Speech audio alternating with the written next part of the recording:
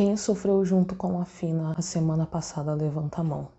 Mais uma vez, não foi uma semana fácil para quem shippa Mafim. Olá, como é que vocês estão? Eu espero que bem. Eu sou a Gé e no vídeo de hoje vamos falar sobre a semana passada em Mafim. Se você caiu nesse vídeo de paraquedas e não faz a menor noção de quem seja Mafim, eu fiz um vídeo explicando quem são Marta Della Reina e Fina Valero. Já tem até uma playlist onde eu vou colocar todos os vídeos em que eu falo das duas. Semana passada tivemos muitos momentos tensos em Mafim, momentos em que eu só queria pegar a Fina no colo e abraçar. E a semana pra Fina já começou pesada, porque ela e a Marta discutiram, já que a Fina contou pra namorada dela que o pai estava sabendo que ela, a Fina, estava apaixonada por uma outra mulher. A discussão entre as duas é uma discussão que envolve medo e cansaço. Medo por parte da Marta, de que Isidro denuncie a Fina e ela vá pra cadeia. Medo de que isso, de alguma forma, manche o nome dos Della Reina. E o cansaço é da parte da Fina, porque ela já não aguentava mais ficar dentro do armário, ela não aguentava mais esconder uma parte tão importante dela, esconder do pai. Então, mesmo que o tiro tenha saído pela culatra, pelo menos o Isidro já sabe quem é a filha dele, ele gostando ou não, e ele tá odiando. E ficar dentro do armário é realmente um saco, é cansativo, é estressante, mas às vezes é necessário por uma questão de segurança. E a Fina, já cansada de ficar lá dentro, resolveu sair porque ela achou que, como é só ela e o pai, né, nesse mundo de meu Deus, ela achou que o pai fosse acolher e proteger ela e estar do lado dela, apoiando, mas o seu Isidro está irredutível e ele foi o maior causador do sofrimento da Fina nos capítulos da semana passada. Todas as cenas em que os dois discutem me fizeram meio mal, assim, porque o Isidro maltrata muito a filha, seja ignorando, porque a Fina tenta conversar com ele de primeiro momento, ele ignora, ele não quer saber, seja falando alguns absurdos pra ela, porque ele fala que não faz bem ter a Fina por perto, fala que a Fina arruinou o pouco tempo de vida que ele tem e por aí vai. E a Fina tentou muito consertar as coisas com o pai dela. Foi mais uma coisa que me deixou mal, assim, porque ela tentou muito, ela está tentando muito e eu acho que ela vai tentar até quando fizer sentido pra ela, porque ela tem esperança de que as coisas possam melhorar, mesmo ela sendo tratada como um lixo. Mas mesmo correndo muito atrás do Isidro, a Fina não abaixa a cabeça, não. A Fina, ela bate de frente com o pai e fala que se ele tá decepcionado, ela também tá muito decepcionada com ele, que ele não tem noção do quanto ele está machucando ela. Fala que apesar de sentir falta do pai, ela não tem como ela mudar quem ela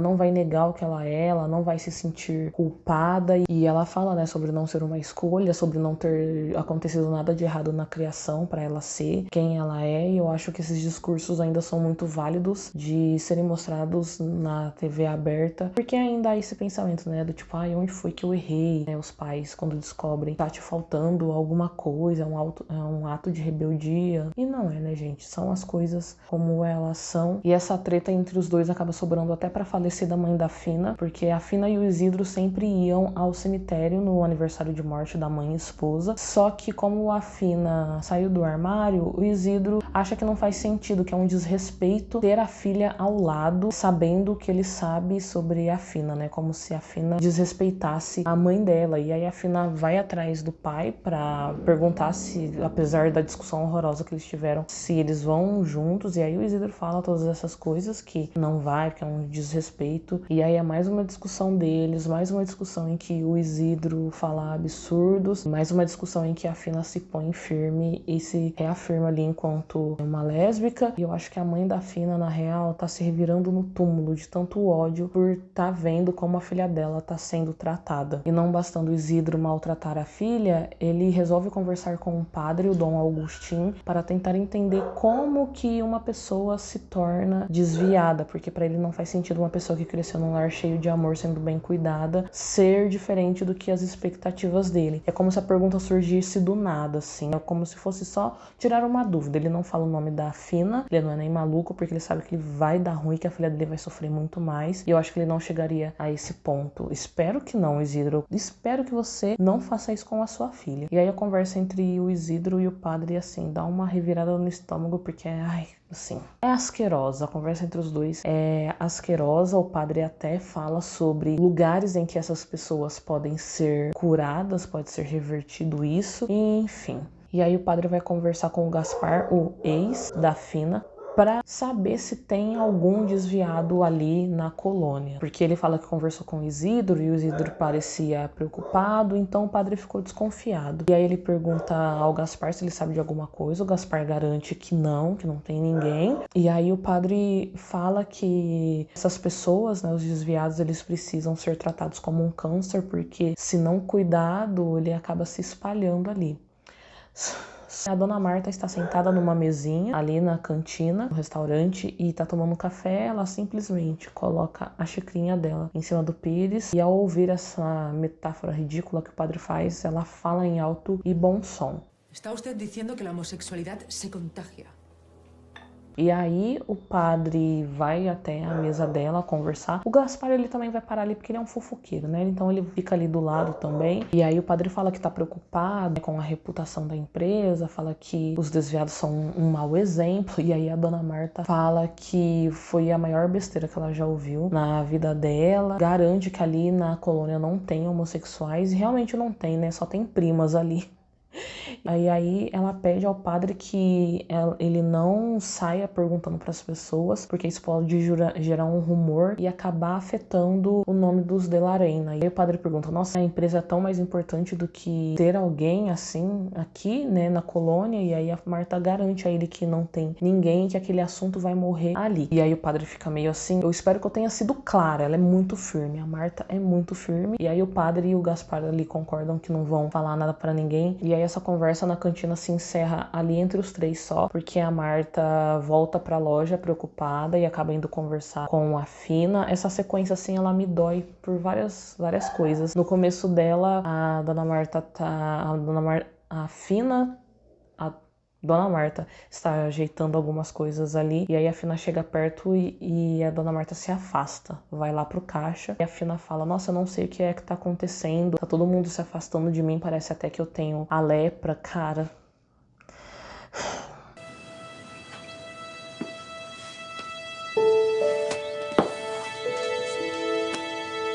Quem escreveu essa fala tá de parabéns, porque doeu muito. E aí a Marta fala: Fina, não precisa pegar tão pesado assim, não é assim que as coisas são e tal. Aí a Marta puxa a Fina pro estoque, conversa com ela sobre o que ouviu lá, né, na cantina do Gaspar, fala que tá preocupada e sugere um afastamento para que não se levante nenhuma suspeita. E a Fina pergunta: mas afastamento inclusive fora daqui? A Marta: sim. Aí a Fina fica meio baqueada, porque ela queria que a Marta fosse com ela visitar o túmulo da mãe. A Marta: Fina, você tá maluca? Você tá doida? Não tem como, porque se seu pai ver a gente, ele vai desconfiar e isso vai ser ruim. Eu queria muito que essa cena tivesse acontecido, porque seria triste? Sim, seria muito triste, mas também seria belíssima pra construção do relacionamento delas ali, o momento em que a Fina tá frágil, que a Marta tá ali do lado dela sendo o apoio. Seria um pouco de consolo pra coitada da Fina. E aí a Marta fica meio assim e fala: eu te daria o abraço mais terno que eu tenho agora, mas não dá porque as duas estão ali no ambiente de trabalho e tem clientes esperando. E eu achei bem chato a Fina não ter tido um consolo físico assim, sabe? Essa frase ficou meio estranha.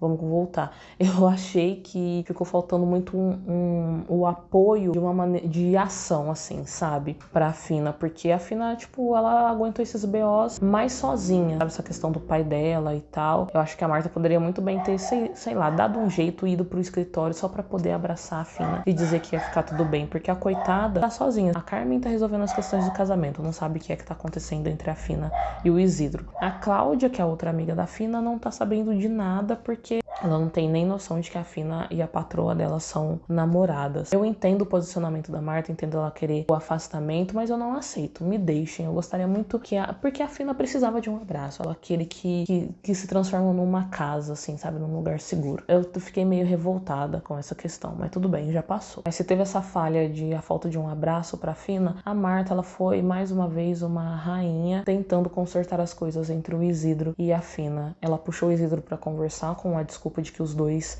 não conversam há muito tempo. Deu-se a entender ali que há uma relação entre eles que vai um pouco além da de patroa e de motorista. Ela fala, ai, eu sinto falta das nossas conversas, e vai puxando assuntos do passado, em que o Isidro viajava com o pai e voltava cheio de histórias para contar, e falava que os irmãos gostavam, e aí ela dá um jeito de introduzir a Fina na conversa e fala que a Fina puxou essa amabilidade do Isidro e que é muito bonita a relação que eles têm entre eles. O Isidro ficou meio incômodo, ele abaixou o olhar, não soube muito bem o que responder, e a Marta já chegou pegando pesado, falando sobre o amor e o respeito que o Isidro e a Fina têm entre eles e sobre a beleza do relacionamento, porque ela não é inocente nem boba. E ele não é inocente. E ele não é inocente. Nem bobo. Ela já sabe onde que pode ser o ponto de mudança. E a Marta exalta a Fina falando que ela é muito trabalhadora, que ela é dedicada. E o Isidro, assim, a conversa não surtiu efeito. Entrou por um ouvido do Isidro, saiu pelo outro. Inclusive foi mais uma munição ali pra ele atacar a Fina, porque ela chega lá na casa perguntando: por que você não foi ao cemitério, no túmulo da minha mãe? Eu sei que você não foi porque você não deixa as flores que você costuma deixar. E ele fala: não fui mesmo, e eu acho um absurdo você ter ido. Enfim, os dois começam a discutir de novo, ele atacando a Fina tentando se manter firme, rebatendo tudo que o pai falava. E aí ele fala: eu acho até um absurdo um dos de la Reina falar bem de você. Aí a Fina fica: falar bem de mim? Quem falou bem de mim? Obviamente, ele tá mencionando a conversa que ele teve com a Marta. E aí ele fala que a Fina tá enganando a chefe dela, porque a Fina não é bem o que a chefe pensa que ela é. Isso dá uma baixada no hormônio do estresse da Fina, porque ela tava precisando ouvir isso que a Marta havia defendido. Ela vai até agradecer a Marta pela conversa. Eu acho bonitinho e um pouco triste que a Marta fica entusiasmada e pergunta: então vocês foram ao cemitério juntos? E a Fina joga o balde de água fria e fala: não. E aí a Marta fala: eu sinto muito que não tenha dado certo e tal. As duas começam a conversar de uma maneira mais pacífica, né? As coisas começam a se ajeitar ali, o alinhamento dos planetas parece que tá acontecendo. E aí, enfim, acontece uma parada que eu estava esperando muito, que é um toque físico. A Fina desabafa falando que tá se sentindo muito sozinha. E aí a Marta coloca as mãos no rosto dela e fala: você não está sozinha, você nunca mais vai se sentir sozinha. E aí, mais uma vez, a Fina voltando a sentir um pouco de paz. Essa conversa se estende até o estoque. Elas falam sobre como os ânimos estavam alterados ali. E aí a Marta diz que falhou com Fina por não ter ido ao cemitério com ela. A Fina fala que, tipo, tensionou muito a corda ali, né? No sentido de dar muita atenção pra situação. E as duas se prometem que vão deixar o relacionamento das duas mais fácil, porque o entorno delas já é um lixão da mãe Lucinda, né? Então as coisas entre elas precisam ser mais amenas, precisa ter mais confiança, precisa ter mais conversa. As duas, assim, elas são muito 10-10 na conversa. Então o relacionamento delas precisa ser fácil, precisa ser cuidado e ser protegido. E pra proteger esse relacionamento, Dona Marta é a maioral. Ela pega e entrega uma caixinha pra Fina e fala: tem uma coisa pra você. E são chaves de um apartamento que ela alugou em Madrid. E aí é como se tivesse ligado a Fina numa tomada, porque a energia dela, assim, ó, volta num instante. Ela fica extremamente feliz. E aí a Marta fala: é um lugar íntimo nosso, onde a gente pode dar rédea solta ao que a gente sente, ao nosso amor, e a gente pode viver isso em segredo. Eu acho até engraçado que ela fala: Fina, é em segredo mesmo, por favor. E aí eu peço também: Fina, não seja boca de sacola, não conte pra ninguém, nem pra Carmen, deixa isso só entre vocês mesmo, porque se as coisas têm que ser em segredo, então assim, ninguém precisa saber, só a gente e você e a Marta. E aí, primas, tivemos a cena mais fofa do universo, que me deu, assim, anos de vida depois do tanto que eu sofri junto com a Fina, que é a Fina simplesmente falando que ama a Marta enquanto enche ela de beijos. Essa cena eu já vi umas 534 vezes e verei mais 534 vezes, porque é a coisa mais fofa, mais cheia de amor do universo, e é um pouco de paz, né, depois de uma semana tão intensa. Mas antes de passar pro próximo tópico, que não é tão feliz assim, preciso trazer duas situações que quase me fizeram ir de arrasta pra cima, que estão nessa cena que eu comentei agora. A primeira é a Fina chegando no estoque perguntando se a Marta precisa de ajuda. Vocês repararam o jeito que a Fina olha? Se não, reparem agora. É assim, se uma mulher dessa olha desse jeito, eu não tenho a menor condição. E o outro tópico é um olhar também, mas é o da Dona Marta, enquanto as duas estão conversando. O descer e subir do olhar da Marta. Assim, muitos significados, muito intenso. Sério, não tenho...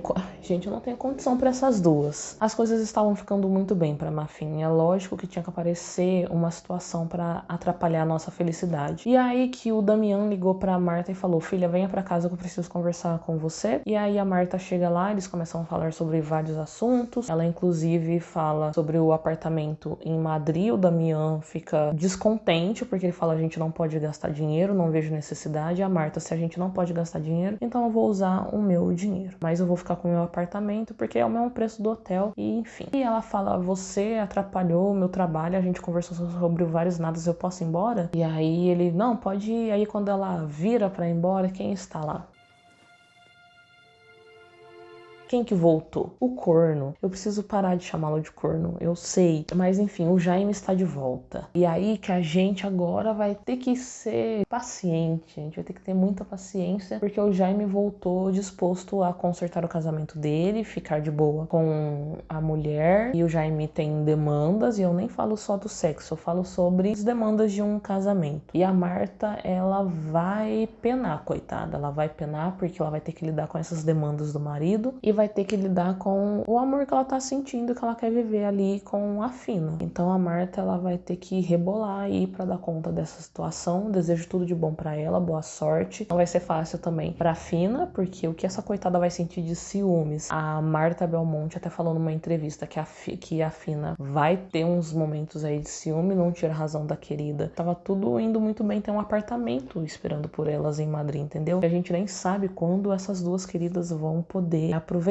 estrear esse apartamento. E aí eu pergunto pra vocês, prima, por que a gente se submete a esse tipo de coisa? Shippar casal de época dá dor de cabeça, mas a gente, quando vê uma história bem construída, esquece dos B.O.s que podem vir e se joga, e aí fica passando raiva. A única explicação é que a gente se odeia. Comentem aqui embaixo o que é que vocês acharam dos acontecimentos da semana passada de Mafin. Espero que vocês tenham gostado do vídeo. A gente se vê no próximo. Um beijo. Tchau.